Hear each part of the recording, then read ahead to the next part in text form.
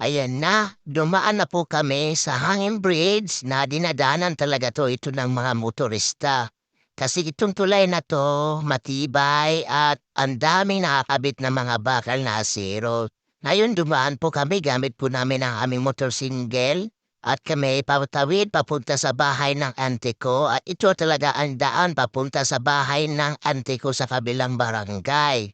Ngayon, kung wala naman kayong ibang madadaanan, ito lang po ang paraan. Kasi nga, wala kaming tulay na espalto kasi hanging bridge lang po ang paraan namin dito. So, ayun, napaselfie-selfie kami sa tulay.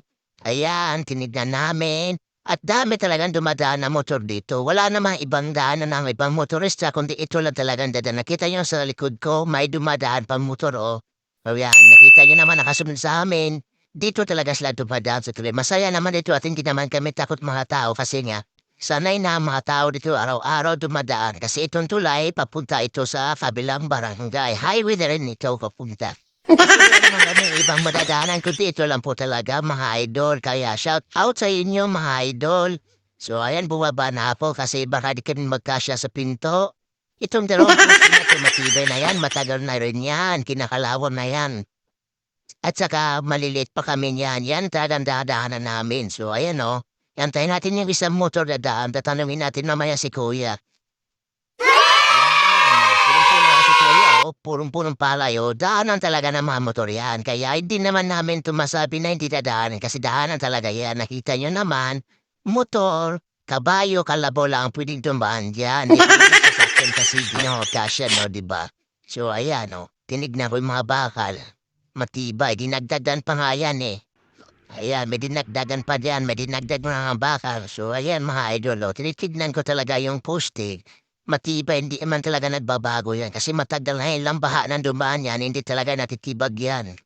So ayan oh, mga idol, eh, nawakan ko yung poste na para tibay. Ayun, dumaan na ako. So ayun mga idol. So tatawid ako ulit, babalik ako dun sa aming dinadaanan mga idol. Oh, ayun, napaselfie ako.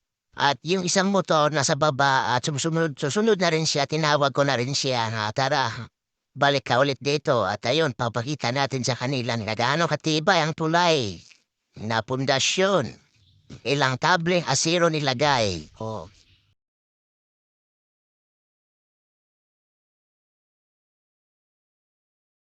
Araw dumadaan yan.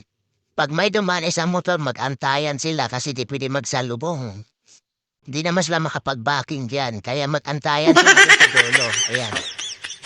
So dumaan na yung isang motor, ito na yung motor na pinadaan ko. Ayan, naglakad na lang ako at saka nag-picture taking at saka nag-view ako sa paligid. Napakaganda talaga dito. Ito ang tinatawag na experience to charge. Oh, ayan, dumatakbo pa ako. At saka matibay talaga yan siya mga idol.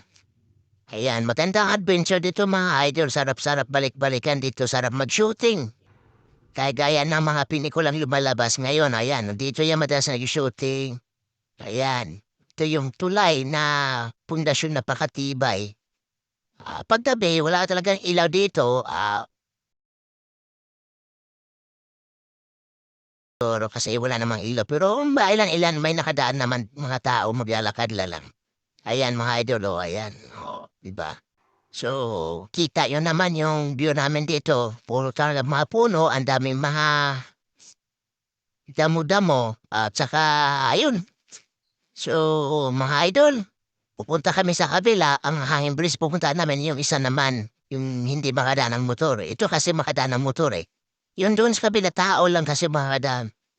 So, ayan mga idol, oh, yung mga view dito mga idol. So, hanggang dito